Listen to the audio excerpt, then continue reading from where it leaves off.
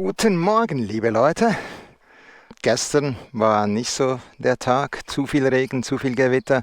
Ich habe das ziemlich kurz, nach 40 Kilometern wieder aufgegeben. Bin in ein Hotel, das gleich da gegenüber an der Straße lag. Dafür habe ich heute ziemlich was vor. Ich bin jetzt hoch über Rialp. Garregue heißt das, glaube ich.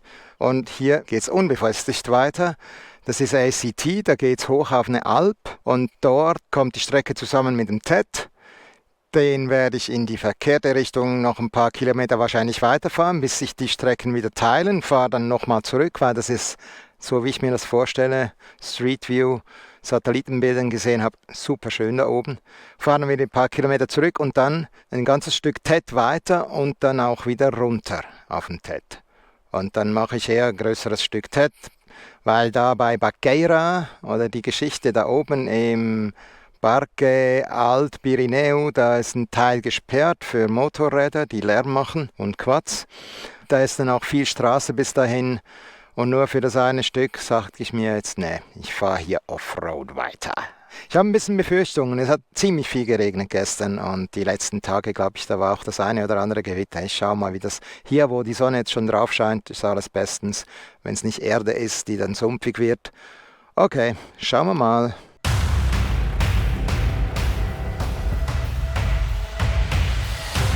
Ein harter Einstieg. Oh. Ho, ho, ho, ho.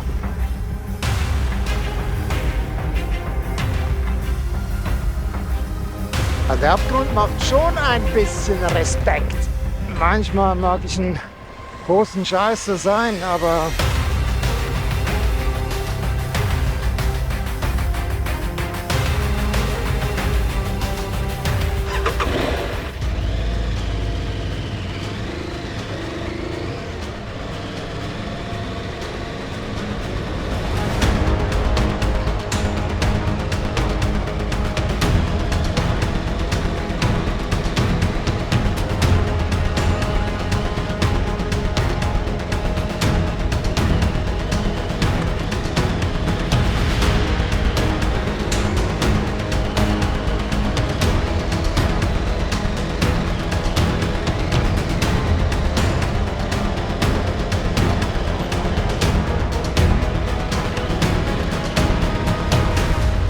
ja, ein paar Gräben hat der Regen da schon reingerissen. Ich weiß jetzt nicht, ob das vor ein paar Tagen schon so war oder ob das alles jetzt von gestern ist. Ich habe aber auch keine Ahnung, wie diese Wege, Straßen, Altstraßen unterhalten werden, wie oft die wieder gegradet oder mit einem Bagger zurechtgemacht werden. Schon ziemlich viel Geschiebe da mit dabei. Was heißt Geschiebe? Einfach, was da mit dem Wasser mitgespült wurde. So was zum Beispiel.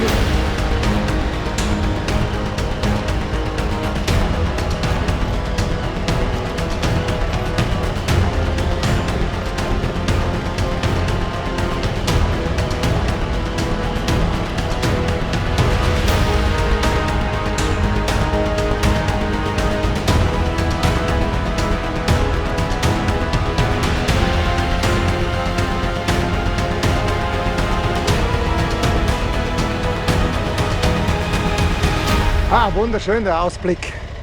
Garregue. Bin jetzt wahrscheinlich etwa 300 Meter gestiegen. Ja, jetzt sind wir schon auf 1500. Das Tal unten war bei knapp 900 und der Ort wahrscheinlich 1100, 1200. Ja, und hier an der Sonne, da wird es einem auch richtig warm.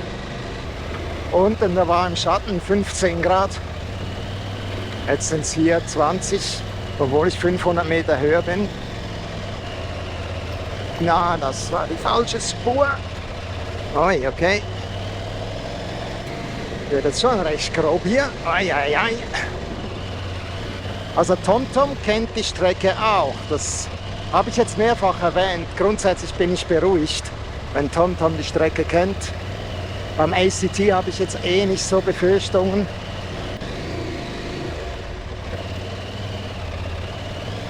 Gracias.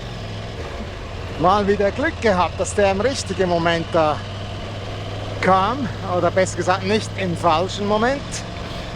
In gewissen Kehren ist das dann immer doof. wenn du keinen Platz hast, um vorbeizukommen, wenn es gerade zu arg ist, hinstellen, dann wirfst du die Maschine eher mal hin, auch wahrscheinlich. Ja, ziemlich eine steile Flanke. Der TED, der geht Richtung Espot, heißt es. Und dann da links hoch und er kommt dann über die Berge da rechter Hand, kommt er drüber. Und der macht halt ziemlich viel im Wald drin. Und deshalb habe ich entschieden, habe ich mich für den ACT entschieden. Weil aufgrund des Kartenmaterials, das ich hatte ich schon das Gefühl, dass da weniger Waldpassagen sind. 1800 Meter, ich habe das Gefühl, ich komme da langsam aus dem Wald raus, über die Baumgrenze dann.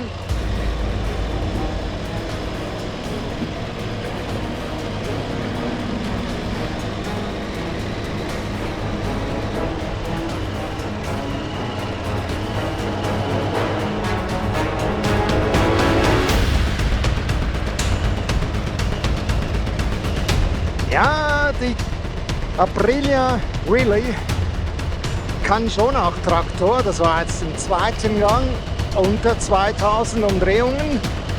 Okay, Finger an der Kupplung, aber da haben wir jetzt noch ziemlich heftiges Geröll.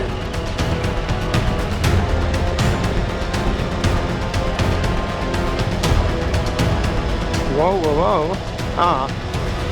Hat im ersten Augenblick schlimmer ausgesehen. Die Kehre aber.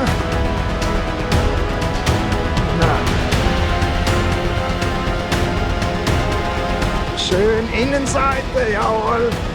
War gar keine Kehre. Oh.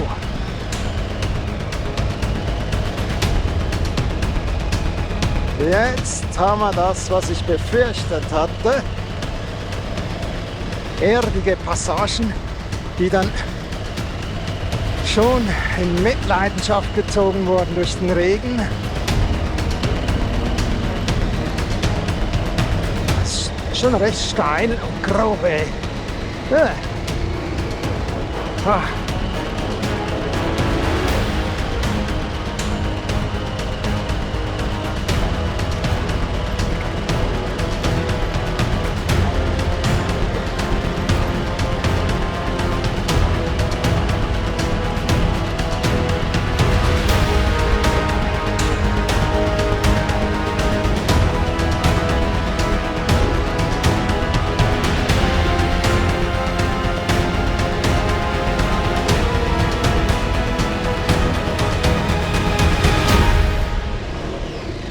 Ho, ho, ho, ho. Da habe ich mich schon wieder fliegen gesehen. Shit! Der Graben war tiefer als angenommen. Habe ich im letzten Moment erst gesehen. Wow, wow, wow. Ich muss sagen, es ist warm, ich habe es Visier auf. Skibrille kann ich nicht aufsetzen mit meiner Brille. Ich habe Tränen in den Augen und sehe nicht alles immer gleich so scharf, wie es sollte. Und jetzt haben wir da, das ist gefährlich auf dem feuchten Rücken, aber ich komme nicht rüber. Okay, also dieses Teil vom ACT, das hat es definitiv in sich. Das ist nichts mehr für Anfänger.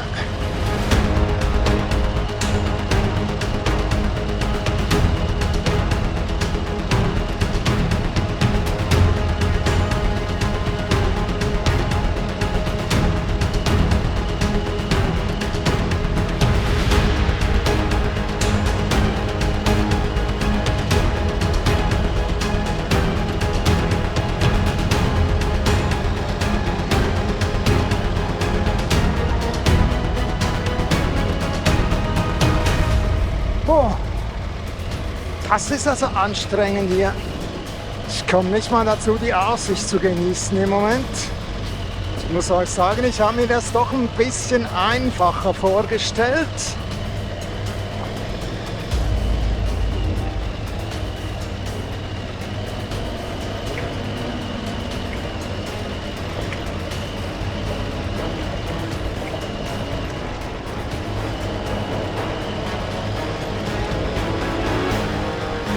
Wegelagerer. So, links geht der Ted weg. Der kommt von rechts. Das war jetzt aber richtig deftig. Oh.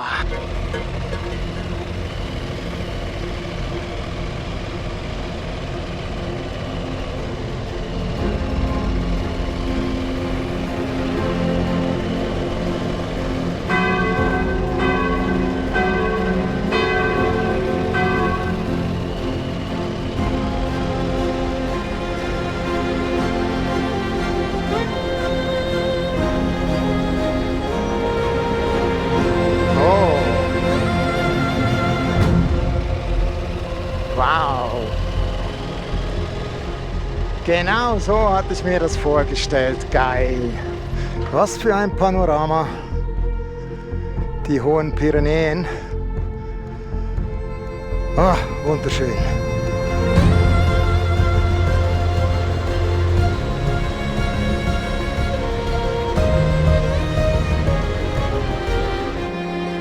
So, bei diesem Refugio de Querepins, wie auch immer. Da kommen da vorne beim Schild, kommen Ted und ACT zusammen oder führen wieder auseinander, weil der Ted geht so, ACT geht so. Ich fahre jetzt dann wieder zurück. Jetzt schaue ich mir mal noch die nächsten paar Meter an und drehe dann. Ich wollte mir einen Augenschein nehmen hier vom Ted, der hier hochkommt. Und da kommen auch ein paar.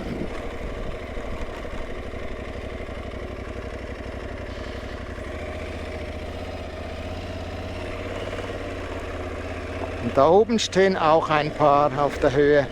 Da fahre ich jetzt noch hoch.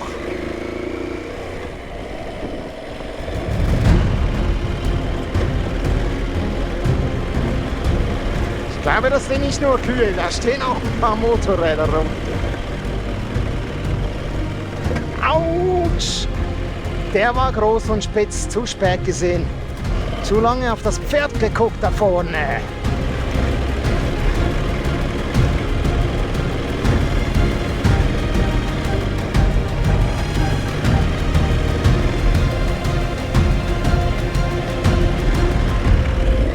Hola!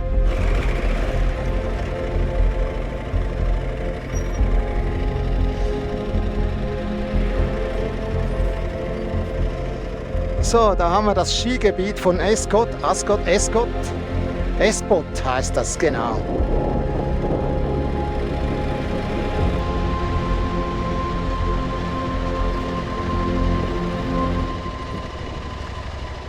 Wunderschön, die Straße hier lang. Bin ich jetzt eben lang gekommen, fahre jetzt da zurück und dann da drüben hoch, den Ted hoch. Und dann sollte es nochmal 2 oder 3 Mal so lang dieser Bergkette entlang gehen. Schauen wir mal. Que pasada! Wie der Spanier zu sagen pflegt. Que pasada, tío.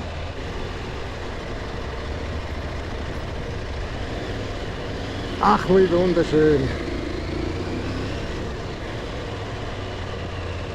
Straßenblockade.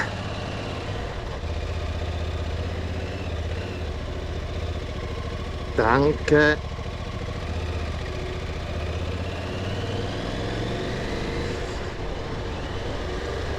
Ich bin jetzt wieder auf dem Ted und schaue jetzt gespannt um die Ecke. Ich habe den Abzweiger passiert, wo ich hochgekommen bin vom ACT. Und jetzt haben wir ein neues Panorama auf der Rückseite der Flanke, wo ich jetzt lang gefahren bin. Und da zieht sich der Ted jetzt die ganze Länge bis darüber. Ach, ist das schön.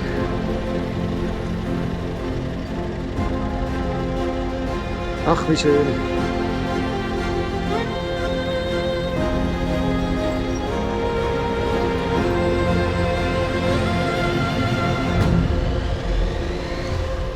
So, eine kleine Flugeinlage mit der Drohne, aber ich habe neuerdings die Mini 3 Pro.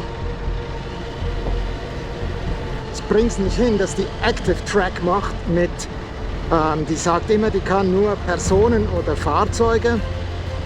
die kann das nicht mit mir. Mit dem Motorrad und ich kriege sie irgendwie nicht hin. Ich weiß nicht weshalb. Ich werde das vielleicht mal noch frontal ausprobieren. Ich habe das jetzt zweimal versucht. Und wenn das nicht geht, ist das natürlich totale Kacke. Also das kann man ja nicht brauchen. Vielleicht von hinten, von vorne im Profil, wenn das höher ausschaut, aber ach Gott. Naja, ein paar schöne Landschaftsaufnahmen sind dabei, glaube ich. Und hier habe ich jetzt eine halbe Stunde rumgestanden und mit der Drohne gespielt. Oder mehr als eine halbe Stunde. Und es ist keiner vorbeigefahren. Ich glaube, die fahren alle den ACT da drüben. Und hier der TED verwaist. Und solange ich oben bleibe, alles okay. Sollte ich da mal zu liegen kommen, ja, schon nicht so geil. Schon sehr, sehr geil. Das hatte ich mir so angeschaut. Auf den Satellitenbildern. Ah, geil, geil, geil. Also solange mir nichts passiert, ich heil runterkomme. Ah, was soll ich da sagen? Es ist einfach unbeschreiblich. Unbeschreiblich. Es ist keine Sau hier. Eben, solange alles gut geht. Ah, vorhin, wahrscheinlich sind jetzt die 4 Mopedfahrer, die ich gesehen hatte, hier lang gefahren. Habe jetzt eben Spuren gesehen.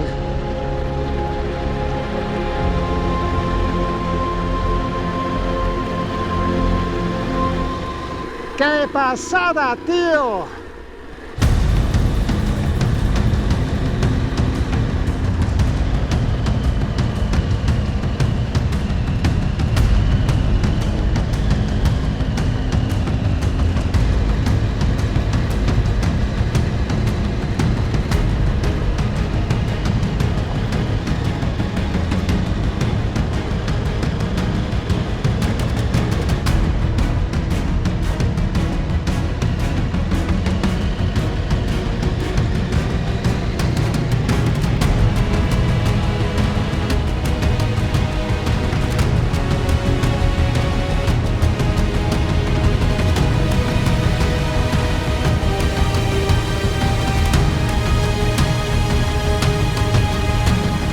Kilometerlang zieht sich diese Piste, diese Bergflanke entlang. Das ist schon einfach geil. Ach, wie liebe ich das. Leute, das ist so geil, das erinnert mich dann schon sehr an die Westalpen. Wow. Aufstieg hart, Abfahrt, mal schauen. Aber hier oben, atemberaubend. So, eben 2 Einheimische getroffen, die meinten, mit dem Auto wäre das zu krass hier, aber die Piste hoch, die wäre gut gegangen. Dann haben wir ein paar Ackergäule. Die nehmen das locker. Ei, die stehen einfach so hier rum, das ist schon geil.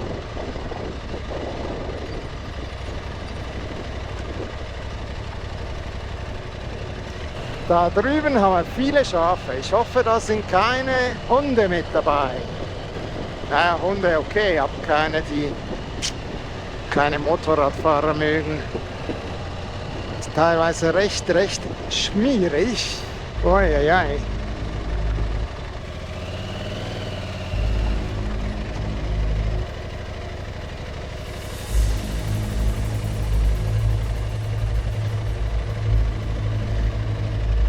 Super soft hier.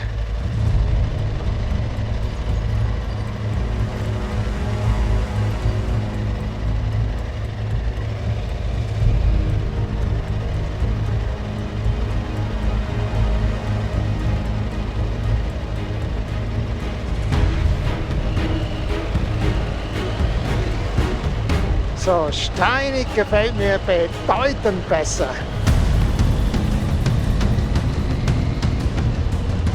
Jetzt habe ich mir eben Sorgen gemacht, wo ich langfahren soll, weil ich hatte das Pärchen da eben getroffen. Die haben das Auto da vorne, die sind da hochgekommen. Das ging gut. Jetzt sehe ich aber da oben, da kommt ein Auto. Weil das sieht schon wieder grober aus hier. Ich wage das jetzt da mal hoch und dann frage ich den mal, wie es da aussieht. Das ist jetzt der TED wieder. Wow.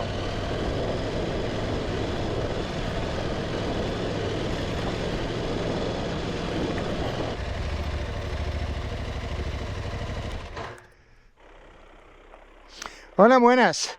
¿Han venido de Espui? Sí, sí, Sí, de Capdella. sí, Espui. Con el coche. sí, sí. A 14 kilómetros de Capdella. Ajá. Es todo bajada a partir de... Sí, pero muy feo como es. Mejor. Es una preciosidad. Muy bien, gracias.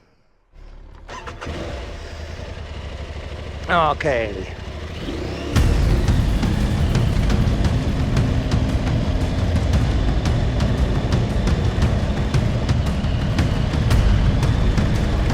Ich staune, mit welchen Fahrzeugen die Leute das fahren. Und dann siehst du irgendwelche SUVs in der Stadt und da ist ein 2 cm Bordstein, Randstein, was auch immer und die tragen das Auto darüber. Das ist kein weiterer Kommentar dazu.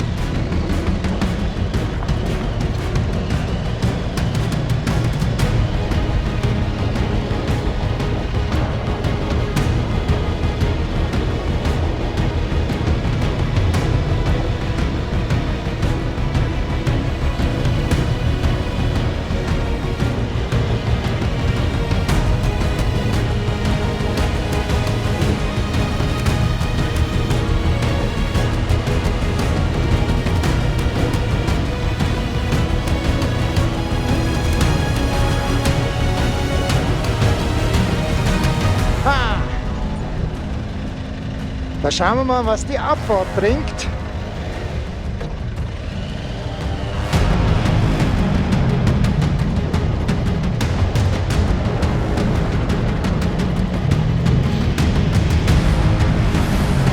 Das Panorama ist schon geil, geil, geil.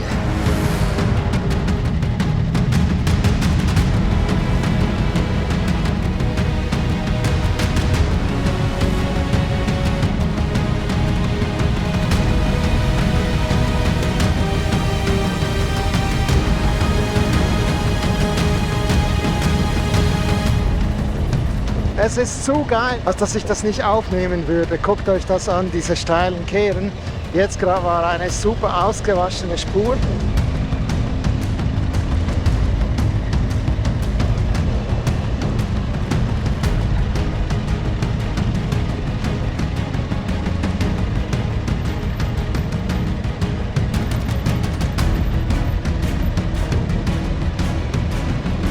Der Abgrund macht schon ein bisschen Respekt.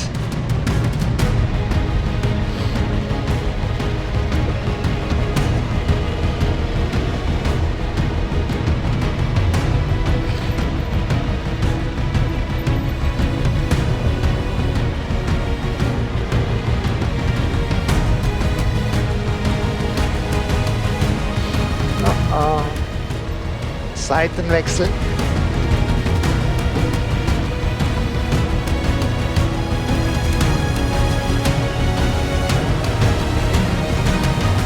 Ja, das riecht wieder nach Nadelwald.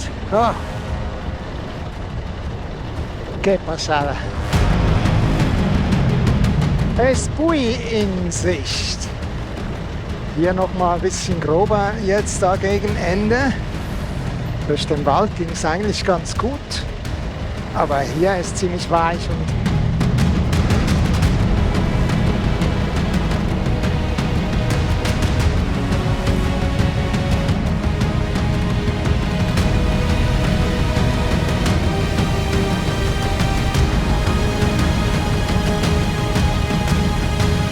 ja, das zieht sich hin. Jetzt dachte ich eben, ich wäre in den letzten Kehren.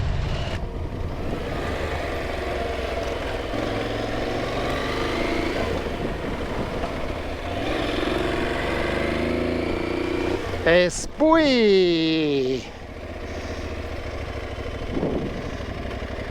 Ich bin jetzt in Sentes auf dem TED. Bisher war befestigt, die letzten 20 Kilometer. Und jetzt geht es hier wieder unbefestigt weiter, hoch auf eine Alp oder so. Ich guck mal, wie gut das geht auf dem TED.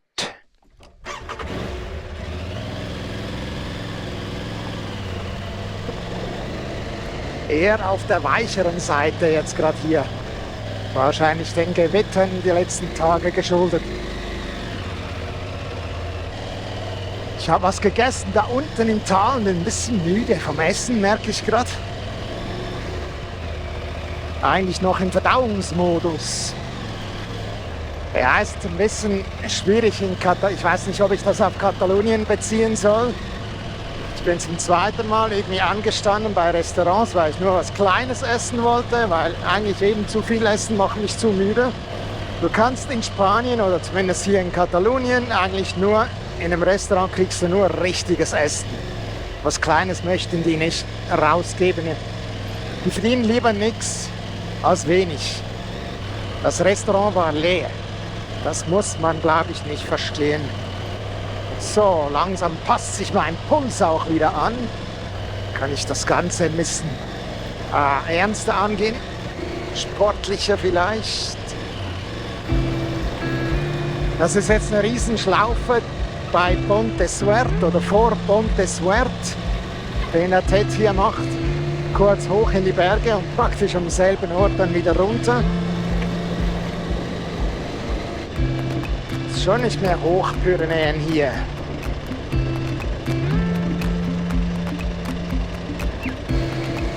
Ja, und da drüben, wo ich hergekommen bin, mehr oder weniger, ist schon wieder sehr dunkel bewölkt. Ich meinte, dass es heute nicht mehr gewittert oder regnet. Ich hoffe, dass das jetzt auch so bleibt. Oh, hier ist super weich, ganz speziell die Erde, ganz rot. Das habe ich unten im Tal schon gesehen. Unglaublich, das Rot. Krass.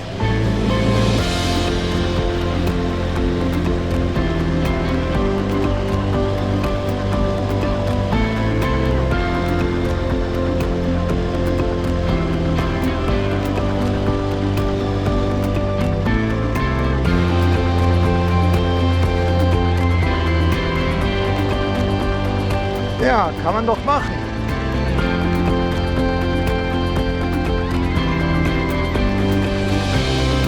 Ein Dorf hier. Saas.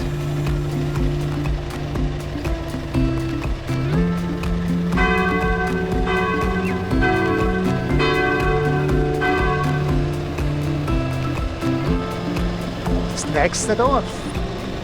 Überrascht, überrascht. Hertha.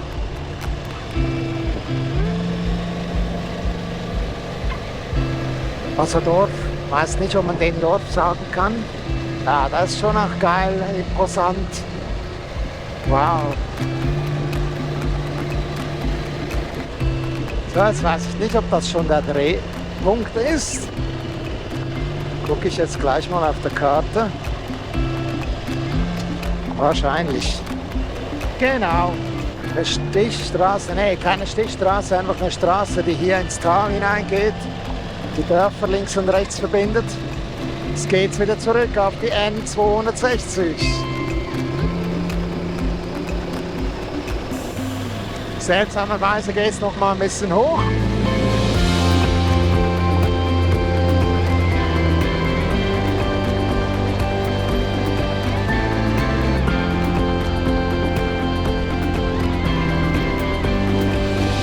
Ja, das war mir jetzt eher, was soll ich dem jetzt sagen, so im Stil Hauptsache unbefestigt, aber weder landschaftlich sehr reizvoll, noch vom Fahrerischen oder so speziell. Es war eine breite Piste jetzt da die letzten 12, 13 Kilometer.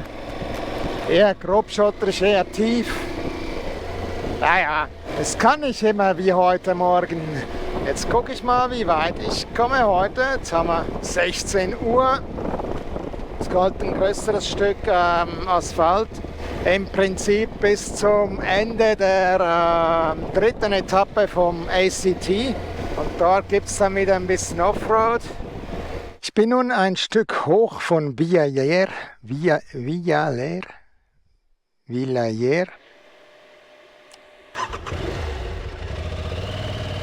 Auf Asphalt. Es ist der Start der vierten Etappe des ACT Pyrenees. Und jetzt geht es da wieder Offroad weg. Und ich meinte, diese Etappe böte keine großen Herausforderungen. Man sieht halt, oder jetzt eben auf der Straße hoch, da war sehr viel Kies in die Straße reingespült. Das deutet darauf, dass es hier doch sehr stark gewittert hat die letzten Tage. Das könnte eine Herausforderung werden, aber ich meinte, das wären alles einfacher zu fahrende Kieswege. Und jetzt sieht man genau das, was ich gemeint habe mit Gewitter und ausgespült. Ja, und den Spuren nach sieht man, dass der ACT deutlich öfter befahren ist als der Z. Da hatte ich ja kaum Spuren gesehen. Es werden jetzt heute noch wahrscheinlich 40 Kilometer sein, bis ich dann in Sos de Castellón bin. War jetzt mal so eine erste Idee für das Ziel heute. Gucken wir mal, wie weit ich komme. Wenn ich da nicht allzu leichtsinnig werde.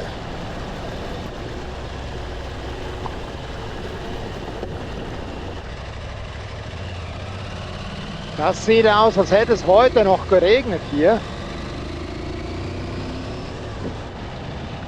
Ja, und da haben wir auch das erste Stück schon.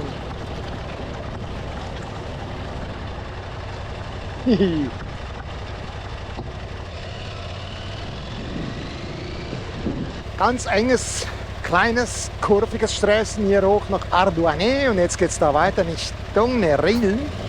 Neril, wieder Offroad und weich. Ah.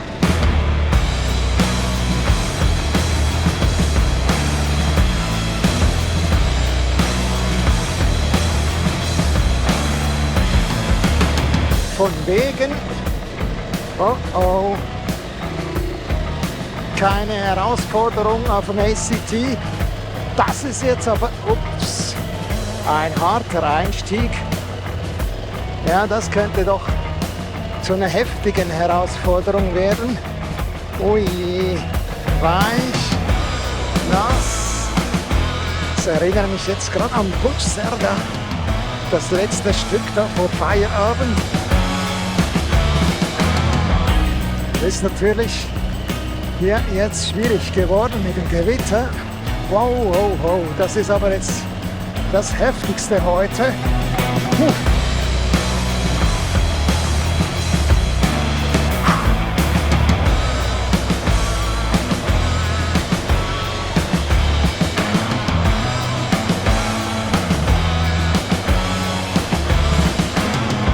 Das muss mit dem Wetter zu tun haben. Also mit den Gewittern. Oh, jetzt kennt TomTom den Weg auch nicht mehr. Keine Ahnung, wo der lang wollte. Jetzt, was einfacher aussieht. Ah, aber das ist schon noch der richtige Track. Wow, wow, wow. Martin, was machst du hier gegen Feierabend? Immer schön oben bleiben. Da vorne sehe ich ein Dorf. Und das beruhigt mich jetzt unglaublich. Das ist Neril. Super soft wieder, super soft. Es wird wieder matschig, sandig, grobe Steine, alles dabei. Da hat sich einer hingelegt.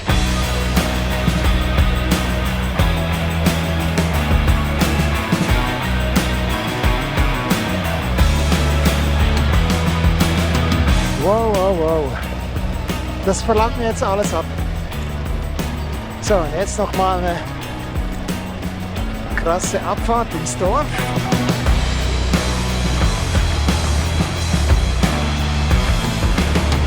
Ich meine, Keine hieß der Herr, der mir geholfen hat da mit dem Motorrad aufheben am Pic Negre. Der meinte noch, wenn es so arg ist, einfach langsam.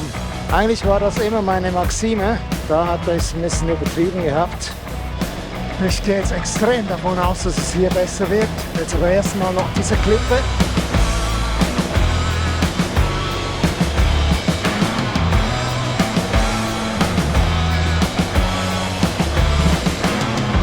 Yes, I did it. Ich habe mich jetzt eben gerade durch ein Bachbett gemüht, weil ich zu schnell war. Die Straße wäre eigentlich daneben lang gegangen. Okay, war eine spannende Straße. Alle 500 Meter, 100 Meter nicht asphaltiert. Und das etwa 20 Mal, keine Ahnung. Jetzt ist aber bestimmt nicht mehr asphaltiert.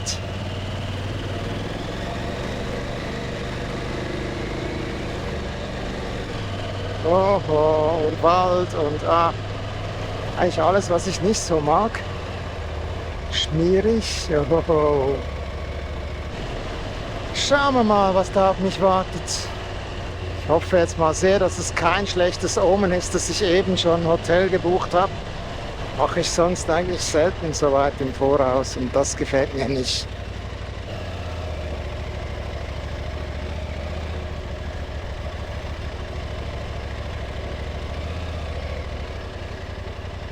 Das gefällt mir überhaupt nicht. Schön weggeschmiert hinten. Für viele mag ich das super vorsichtig aussehen, aber im Schlamm alleine eine Maschine heben und das mir jetzt echt... Ich habe einfach ein schlechtes Gefühl, dass es nicht besser wird. Und wenn mein Bauchgefühl sagt, nee, ist besser, ich höre drauf. Ja, liebe Leute, ihr seht, manchmal mag ich ein großen Scheiße sein, aber ich bin alleine unterwegs und wenn es nicht sein muss, wenn es da einen sicheren Weg gibt, dann nehme ich doch den sicheren Weg.